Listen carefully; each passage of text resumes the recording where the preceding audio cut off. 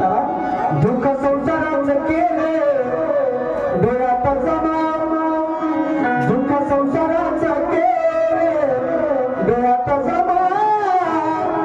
मग सांगा सांगा, आम्ही आमच्या मनाला सांगायचं आहे, तुझ्यात आहे का तशी कोणती